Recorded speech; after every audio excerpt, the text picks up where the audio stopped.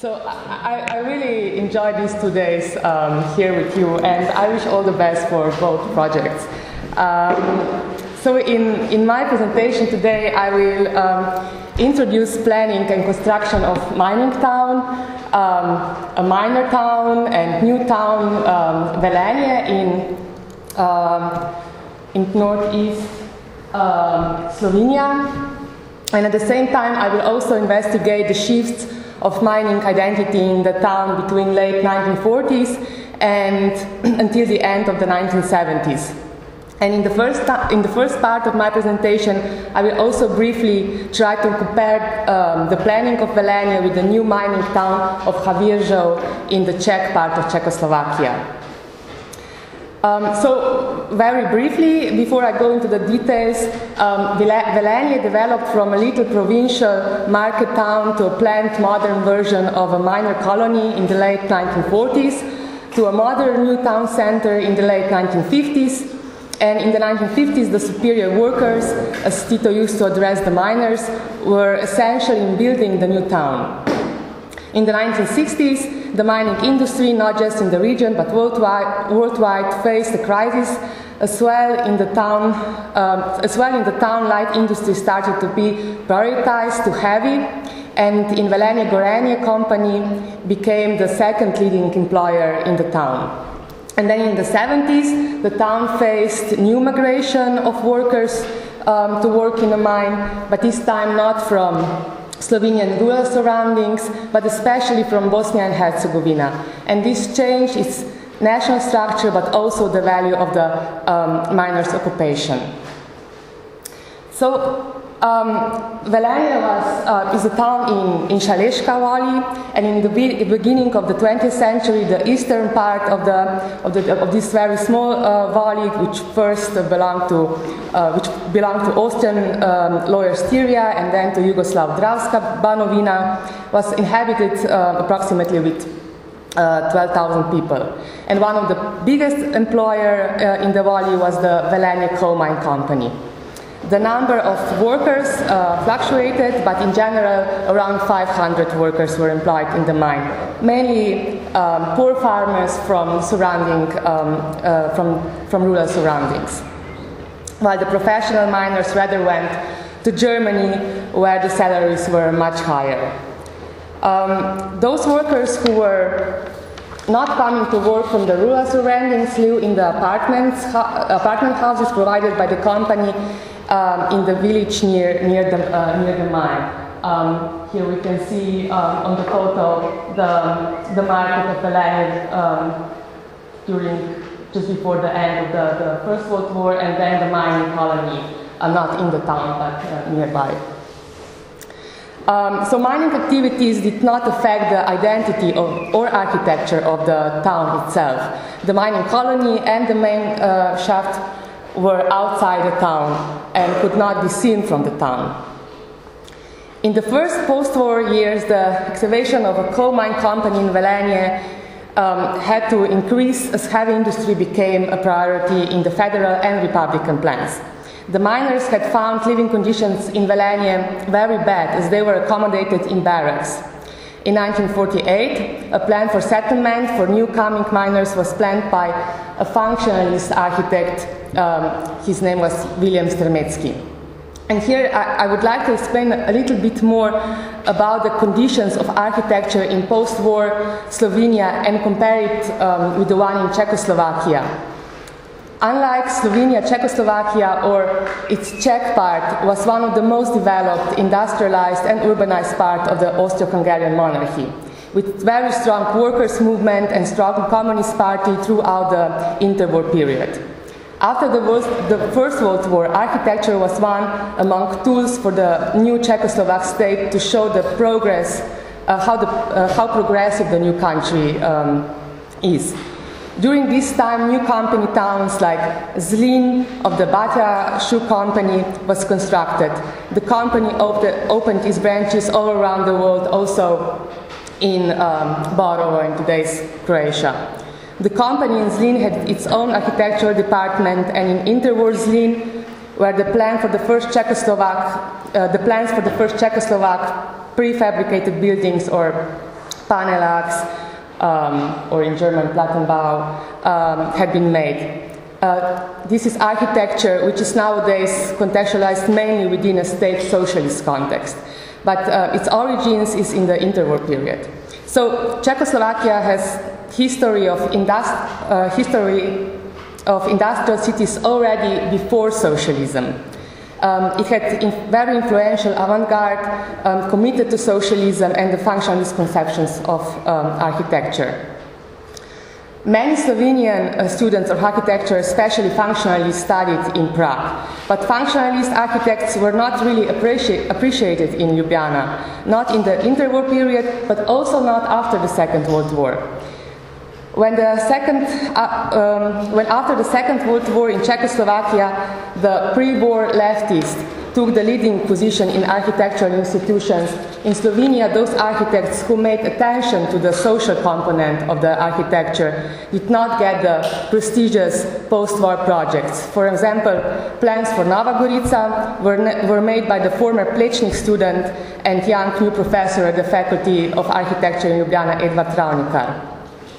Functionalists like before mentioned architect William Strmetsky mainly worked on plans for regulation of the damaged areas in the province.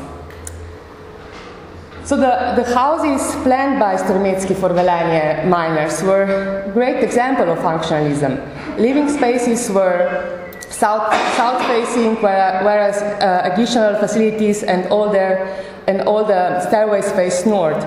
The shape of the houses was very close to the common notions of miners, such as traditional gable roofs instead of flat, modern ones. The apartments offered all the possibilities of possible conveniences of the time and had basements, lounges, and abundance of greenery around the building. Strmetsky Center for Novo Velenje was under construction approximately until 1955. Not like in Nova Gorica, and nevertheless the planning and construction had started during the last Stalinist years in Yugoslavia, approximately until 1950, no traces of socialist realist style could be found. First statue in the settlement was one of a miner situated near the cinema. So here you can see the New Velenje, the mining colony planned by architect Strmetsky, and here are some of the apartment buildings down, and then the shops in the photos up. And here we can see the statue of a miner in Novo Velenje near the cinema.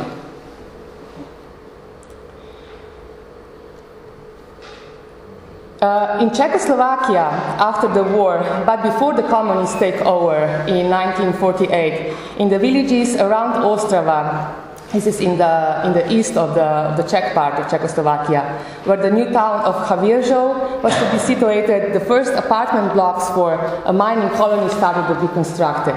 However, soon later the decision had been made to build new towns, among them also a town named Havířov, and Havíř means a miner in Czech. And this is the town of Havířov. Between around 1950 and 55, the Sovietization policies in Czechoslovakia imposed the Stalinist model in architecture, architectural form and practice, but the imposition was in no way total.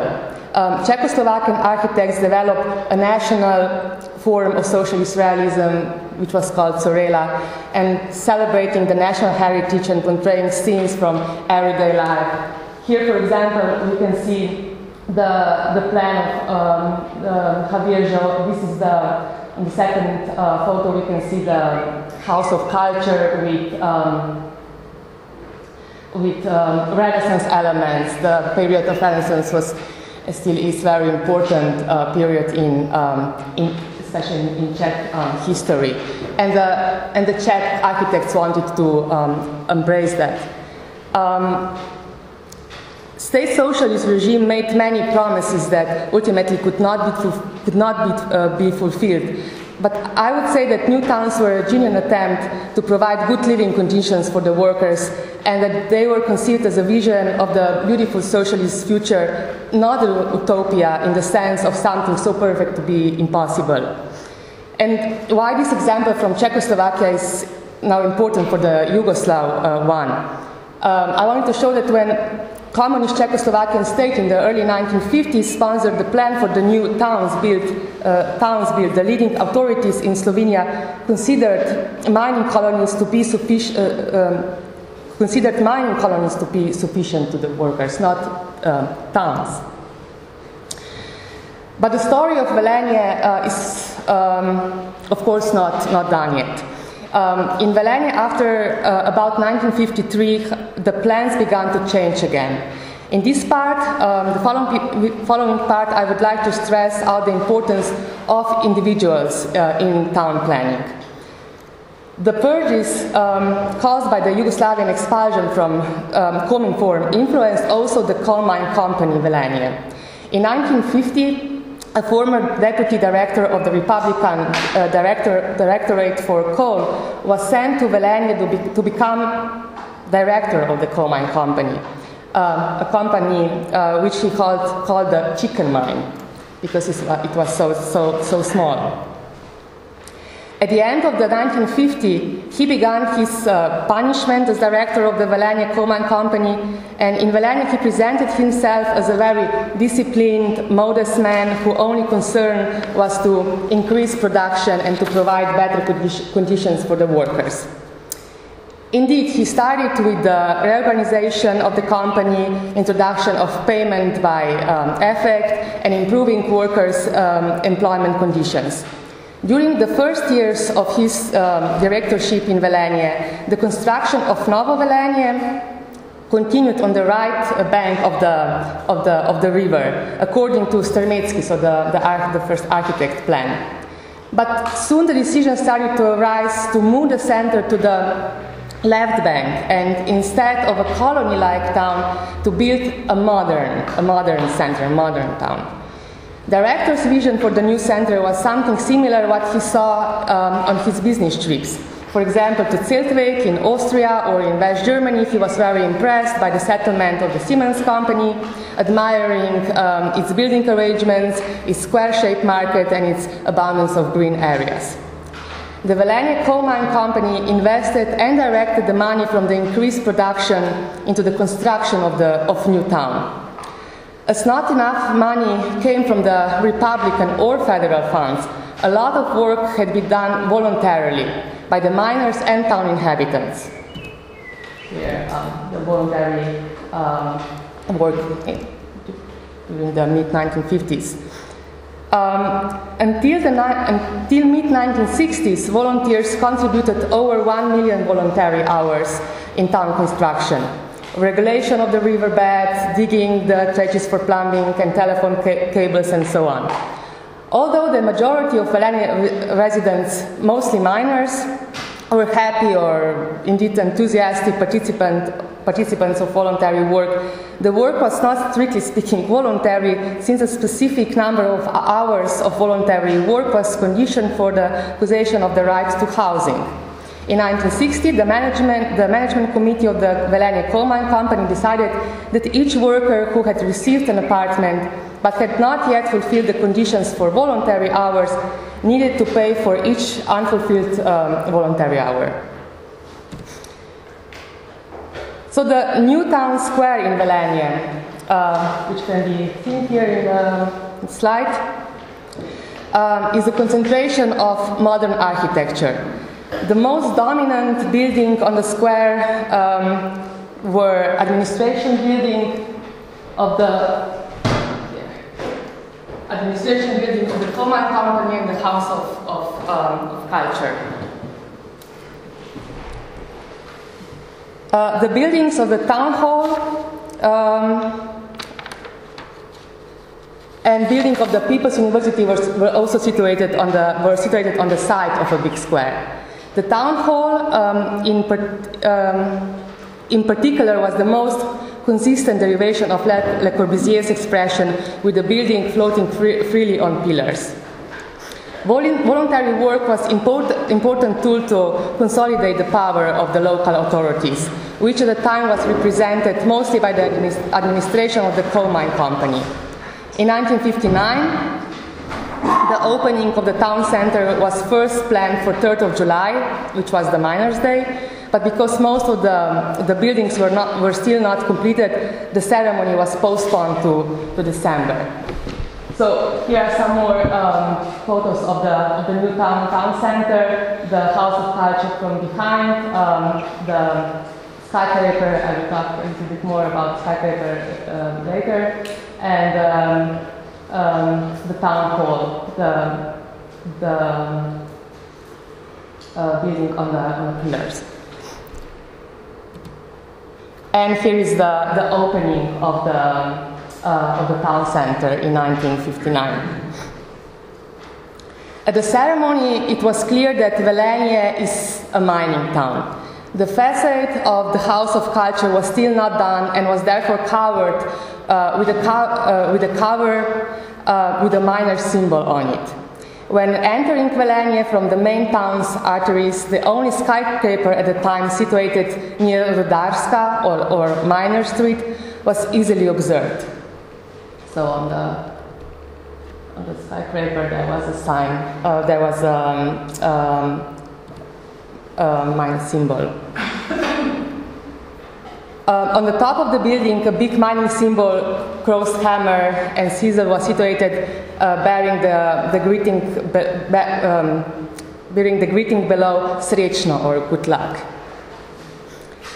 Velenje was a miner's town, and its mining identity could also be observed at traditional miners' festivities, such as the skok čez kožu or jump over the skin, on July 3rd, which originated in 1935 in memory of a miners' strike in the Zasavsko region, which was and still is traditional miners' region in Slovenia. On the 3rd of July, young students were accepted as professional miners. The celebration was held on the main Tito Square in the new town center. Miners were also presented at all celebrations and delegation visits in the town. So here is the parade on the Miners' Day from the mining colony, so the first post-war settlement, then to the new town center. Here once again the main ceremony took place in front of the House of Culture, and reading "Snaj živi nam rudarski stan" or "Long live the miners." And as I said, miners were also presented at delegation visits. Here, for example, a visit of Tito and Khrushchev. And even Khrushchev was accepted, the miner, since he jumped over the skin.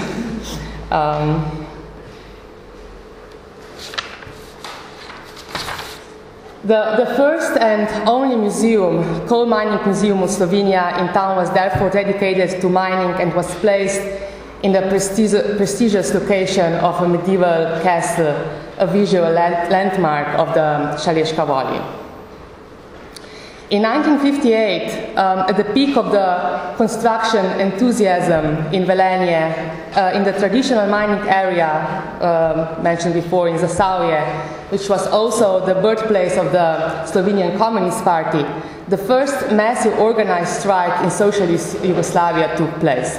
Miners went on strike due to low salaries, the management's attitude to workers, the situation in the municipalities, concerns over the prospects of mines, etc.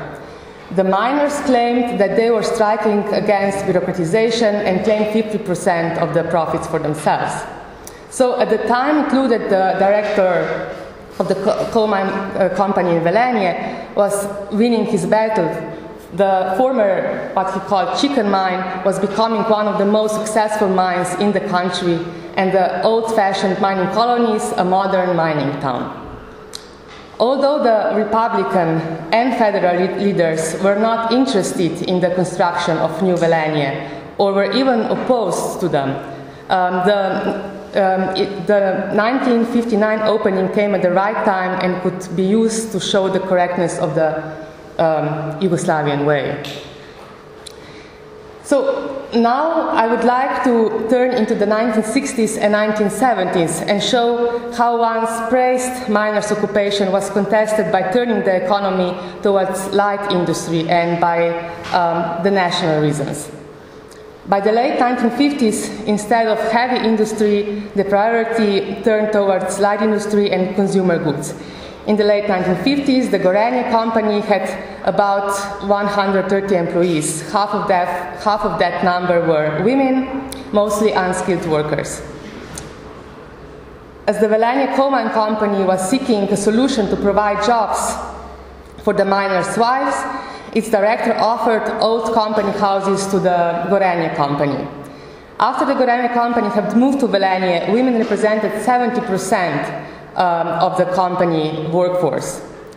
The work attitude of the male workers in Gorenje started to deteriorate. They would rather have looked for work in a coal mine where the salaries were higher. However, this soon changed. In the 1960s, coal industry worldwide got into a crisis. Besides, in the early 1960s, Yugoslavia or Slovenia was facing an economic crisis, which in 1965 led to economic reform. In Yugoslavia, the debate took place among two groups of economists. The first advocating total implementation of market economy and free competition, and the second group advocated principles of planning market economy, which were valid until the beginning of the economic reform in 1965. In Slovenia, the first group found its backing in the president of Slovenian government, Stane Kaučić. And it was during this time when Gorenje company developed into one of the biggest producers of the house appliances in Yugoslavia and internationally, while on the other hand, the coal mine company faced a major crisis and had to fire workers. So when, for example, in 1969, Edvard Kardelj, the main creator of the system of workers' self-management, visited Velanje, he visited only Gorenje company. And when in 1972 Stane Kaučić visited the town, the newspapers reported that he visited Velenje's giant. But what the newspaper meant was Gorenje, not the coal mine company. Gorenje was also financing construction of new apartments in the town. In 1972, an apartment house called Standard, which can be seen on the photo, with 187 apartments, was constructed with a big sign Gorenje on the top. When entering the town from one of the main arterials, the coal mine skyscraper from a decade ago seemed really very, very miniature. In 1967, for the coal mine company, the worst year during the crisis, the 3rd of July celebrations changed its main location. While there was still a parade in the town center, the main program, the main ceremony with a jump over the skin, was located in the roller coaster playground. This is away from the town center and nearer to the pits of the miners' homes. Oh, here one more photo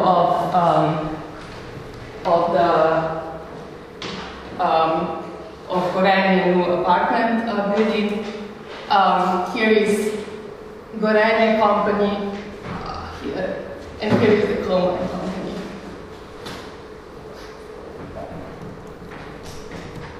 And here is the roller coaster stadium where, after '67, the main celebration of the miners started to take place. And it's not in the center, but away, more closer to the pits. Economic situation in Slovenia changed again. In 1971, party conservatives began organizing a purge of liberals from Slovenia's institutions, and Stane Kaučić was forced to resign the following year. Since the early 1970s, the orientation of planning market economy opened the door for new ways of coordination and adoption of economic solutions. On the everyday level, the new economic model of self-management and orientation toward market economy, as partially practiced since the earlier mid-1950s, had left marks within social stratification. Since late 1950s, in Velenje, people lived on the one side of the spectrum in the provisories, while on the other side, like coal mine company director or local artist, in newly built modern villas. So here we can see family houses near the pits, which was where lived mostly the company's management, also the coal mine director. And on the photo we can see a gardener, which the coal mine company director met in Austria. He was an Austrian gardener who came to live in Velenje. Here are two villas, one in the center, villa of local artists, and below we can see the villa of a coal mine director, which had really a very nice location. It was located on a hill with a very beautiful view on the new center. And on the other side, there were people living in the provisories. They were constructed in the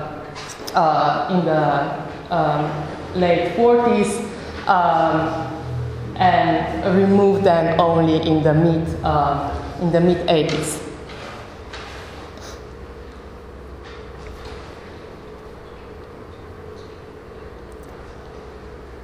Building a family house became a common thing for those with higher salaries, which were not miners anymore, but the engineers and entrepreneurs.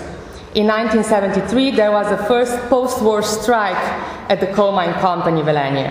In a 2-day strike, workers demanded higher salaries, as well they criticized the range between personal incomes. In the early 1970s, after the mining crisis and economic reform, the mining school center in Velenje recognized that there was less interest for becoming a miner among young Slovenian boys. For this reason, but with no major success, they addressed to young boys in the chalet quali explaining that the employment is guaranteed. A constructing company, Beogradu, had been dealing with similar problems, so not enough young men from the Valley or Slovenia wanted to learn there. Therefore, employment offices in Bosnia and Herzegovina helped both companies with the employment of Bosnian young men in Velenje. Every year, between 1971 and 81, about 1,200 workers from the Yugoslav republics, from other Yugoslav republics, got employed in the chalet quali. In Yugoslavia, especially between 65 and 73, unqualified workers from less developed areas, as well as qualified workers from urban areas, migrated to Western Europe, especially to West Germany. In early 1970s, Western countries stopped accepting workers from developing countries. And then workers from the less developed areas started to migrate to more developed areas within Yugoslavia, especially to Slovenia, where migration of the workforce from the rural areas had already completed. Nevertheless, as the employment office was involved, most of the workers came to Velenje unorganized, for example, by friends or family's advice. New workers found unpleasant living conditions in Velenje. Most of the workers coming to Velenje were young and single men. Those married usually left their families in Bosnia since they only got a one-room apartment at their arrival in Velenje. The fluctuation at the coal mine company was very high. Some workers come for a short period of time, reasons for migration were not just getting a job, but for many to earn more money. The migrants were claiming that they came to earn, not to work. Došao sam da zaradim, a ne da radim. 40% of the workers from other republics in the Velenje coal mine company were building or have intentions to build a family house in their hometown or village. The working discipline was slow. After the weekend or holidays, many came late to work because they were visiting their families. Many were also often claiming they were ill. Time of illness was well paid time, or they left the company earlier and asked for the advance payment. Here it could be observed very similar problems with high fluctuation of the workers as in the case of the miners in Ostrava region in Czechoslovakia, where the new town Havirjo, which I showed earlier, was located in the 1950s. After the crisis, the earnings of the miners got higher again, but as the workers at the coal mine company were non-qualified and migrants, the hard work in the mine had lower moral valuation. The migration of new workers from other Yugoslav republics to Velenje did not just influence the work at the coal mine company, but also town's urban development and everyday life in the town. On the one hand, there were efforts to emphasize the Slovene nationality, and on the other to promote brotherhood and unity with other Yugoslav nationalities. Until the late 1960s, in Velenje, the public spaces were named by using mostly local names, the river, the valley, the town, or names of national or Slovenian importance, mostly names of Slovenian writers, poets, Slovenian partisans, and Slovenian communists. So, for example, the main road was Kidričeva after Kidrič, but also strongly emphasizing its mining identity. The most important and almost the only element to emphasize the Yugoslavian or socialist identity were the names of Tito Square and the red building of the People's University in the new town center. Slovenian national symbols like national costumes were always present in the town, but especially since the 1970s, those efforts increased. At around the same time, we can follow also much stronger promotion of brotherhood and friendship with other Yugoslav nations.